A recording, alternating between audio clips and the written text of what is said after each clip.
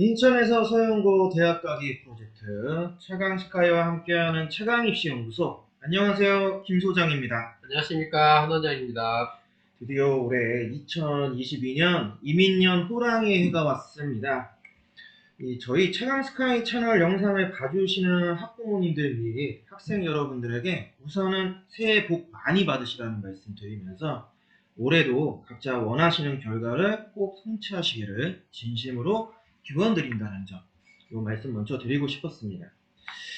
오늘 저희가 이렇게 영상을 찍게 된 가장 중요한 이유는 이제 인천에서 저희가 서영고 대학 가기 프로젝트라고 하는 이제 내용으로 앞으로 좀 여러 가지 이제 영상들을 만들 건데요. 그 첫 번째 프로젝트 1탄으로 특목고와 관련된 것. 그래서 저희 나름대로 그것이 알고 싶다 시리즈를 앞으로 한 4주 동안 좀 소개해드리고자 합니다.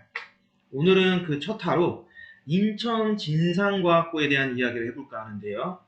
일반적인 과학고 입시 관련 영상은 정말 많이 있어요. 그래서 저희는 이 최강스카이 학원에 좀 어울리고 저희 최강스카이 입시 연구소에서 좀 지향하고 있는 이 입시와 관련되어 있는 콘텐츠 내용으로 과연 과학고 입시 어떻게 준비해야 되는가, 그리고 도대체 왜 사람들이 다 과학고 그러는가, 과연 이 과학고가 대학 입시와는 또 어떤 연관성이 있는지에 대해서 좀 집중적으로 알아보는 시간을 가져보도록 하겠습니다. 인천과학고, 진상과학고에 대한 입시 요강부터 한번 간략하게나마 좀 알아볼 필요가 있겠죠. 그래서 과학고의 입시 요강은 크게 3단계의 형태를 띠고 있어요.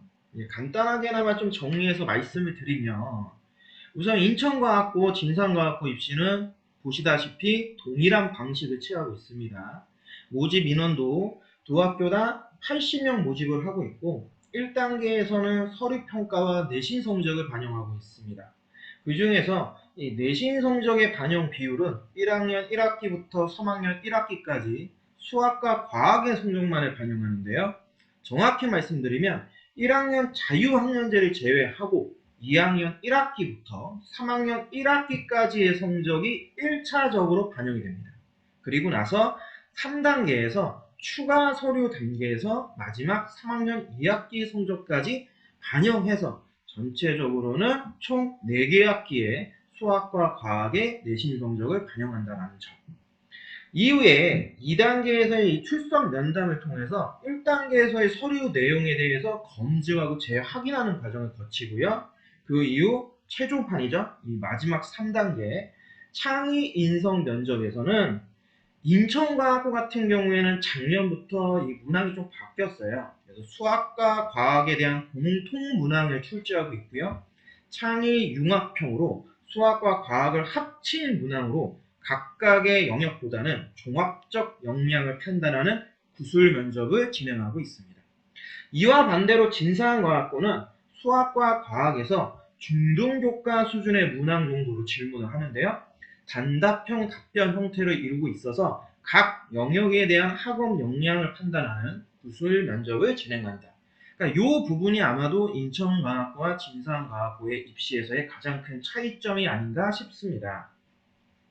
중학교 3학년 학생들의 입장, 그리고 3학년 학부모들 입장에서 봤을 때 왜 이 어려운 입시를 뚫고 과학고에 들어가야 되는가?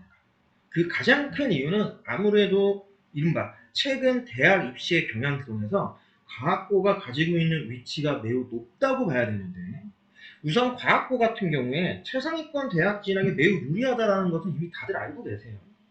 특히 수시에서는 종합전형에서 아주 강점을 보여준다는 점.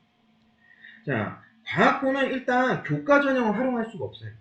그렇기 때문에 교과 전형을 제외하고 종합 전형 중심의 수학, 과학, 논술 전형 중심으로 해서 되게 수시에서 지원을 하고 있습니다.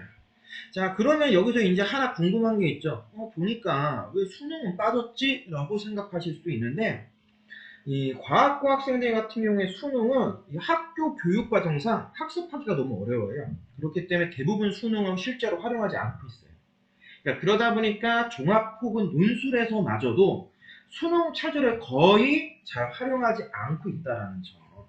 종합전형이 왜 유리한지에 대해서도 조금 더 우리가 얘기할 필요가 있을 것 같아요.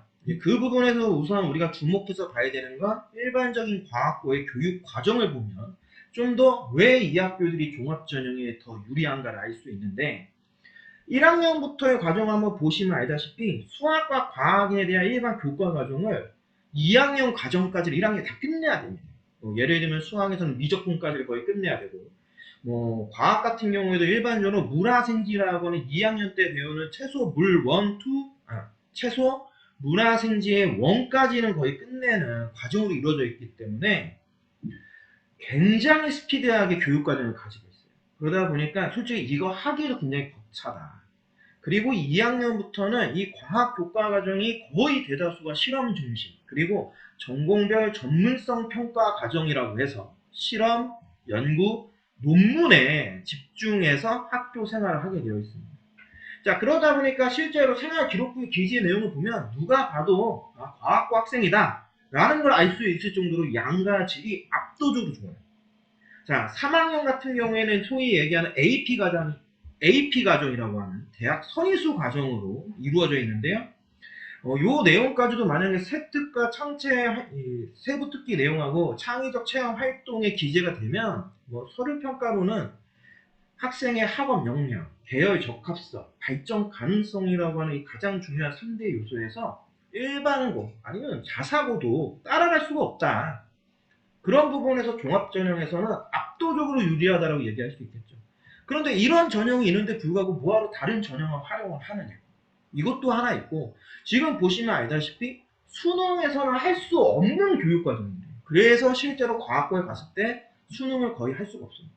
과학고에서 수능 준비해서 대학 갔다라고 하면 대다수가 재수생이다 라고 생각을 하시거나 정말 학교 생활을 거의 반 포기했다 라고 봐야 되는데 실제로 어렵잖아요. 그렇기 때문에 거의 모든 학생이 이 종합전형을 활용한다.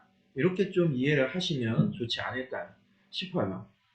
물론 이 부분에서 우리가 조금 더 명확하게 더 간단하게 얘기하면 이렇게 말씀드릴 수 있겠죠. 일단 교육과정으로는 얼마든지 과학고를 확인할 수 있고 교과전형으로 이미 일반고를 뽑는데 굳이 종합전형에서 일반고를 또 뽑을 필요가 없겠죠. 아무래도 특목고에 유리하고 당연히 자연과학 계열에서는 과학고 학생들이 1순위가 될 수밖에 없다. 이렇게 우리가 좀 이해하는 게 좋지 않을까 싶어요. 그런 부분에서 과학고에 대해서 어마어마한 지금도 많은 관심들을 저희 학부모님들이 많이 가지고도 계시고 문의하는 내용에서도 과학고 관련 내용이 굉장히 많아요. 이 부분 다들 아마 이 영상 보시는 학부모님도 다들 그렇게 생각들을 하실 거예요. 자, 그러면 여기서 우리가 하나만 더 깊게 보면 도대체 과학고는 대입 투시를 어떻게 쓰느냐? 이게 제일 학부모님들이 궁금해하시죠. 그쵸. 드디어 저희 한 원장님이 드디어 이야기를 하시네요. 저 먼저 하루 종일 할 줄 알았는데 다행입니다. 일단 과학고 같은 경우에 수시 전형은 저는 그냥 6+6 전형이라고 얘기를 해요. 일반적으로 저희가 알고 있는 이 대입 수시가 6장의 수시 카드를 활용을 하잖아요. 근데 과학고는 여기서 6장을 더 쓸 수 있어요. 자, 어떻게 쓰느냐? 일단 일반고 수시 6장을 쓰죠. 소위 얘기하는 이제 6종합. 이제 저희가 흔히 얘기하는 이제 주사위를 6번 던지죠.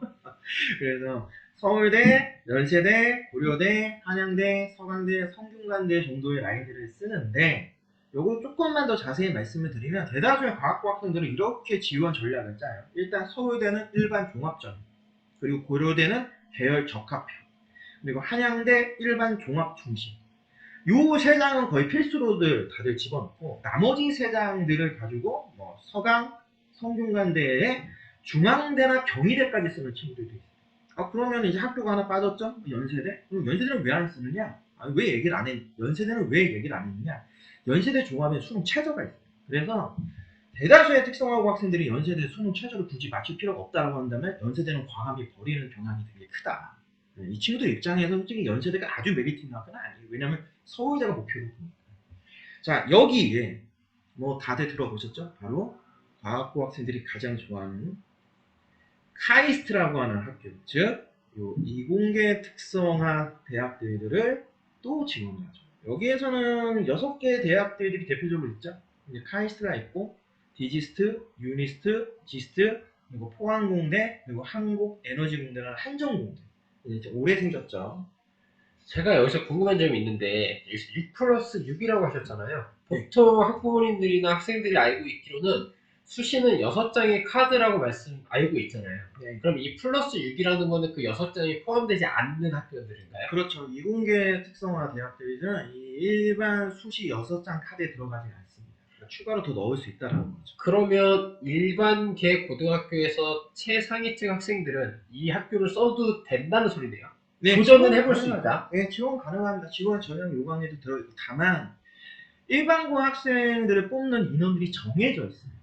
그러니까 이 대다수, 저희가 흔히 하는 카이스트나 디지스트 같은 학교들은 이제 과학기술원이라고 얘기를 하잖아요. 그러니까 여기는 기본적으로 과학고 학생들에게 더 우선적인 선택 권한을 주고 모집 단위에서 과학고 학생들을 훨씬 많이 뽑아요. 그러니까 일반고에서 뽑긴 하는데 뽑는 인원들이 굉장히 소수고, 그 부분에서 솔직히 합격 가능성의 여부도 그렇게까지 크지 않다 보니까, 솔직히 최상위권 일반 인문계 학생들 같은 경우에도 이 학교들 지원할 때는 그냥 한번 수시를 써본다는 느낌? 그렇죠. 그쵸. 플러스니까 그런 이게 느낌 정도? 보너스 같은 느낌? 그쵸.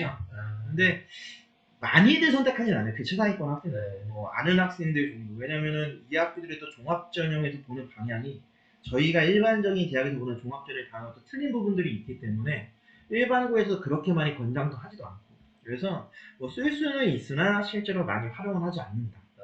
거꾸로 과학고 학생들은 압도적으로 활용을 한다. 그래서 과학고 대다수 학생들은 요 12장의 카드를 쓴다라고 생각하시면 될 것 같아요.